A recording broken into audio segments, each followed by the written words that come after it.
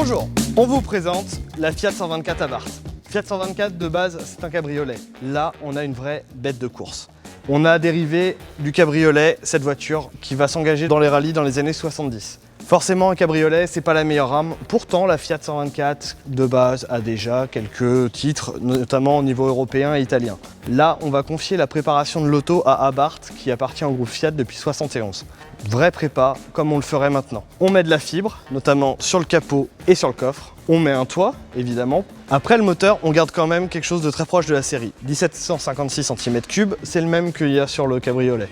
Sauf que là, on le gave un peu. Au lieu de faire 128 chevaux, on peut aller jusqu'à 200.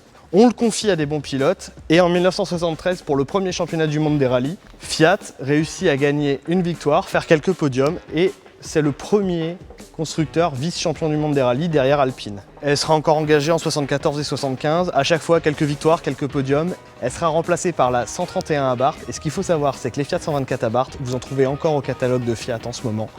Je vous laisse admirer celle-là.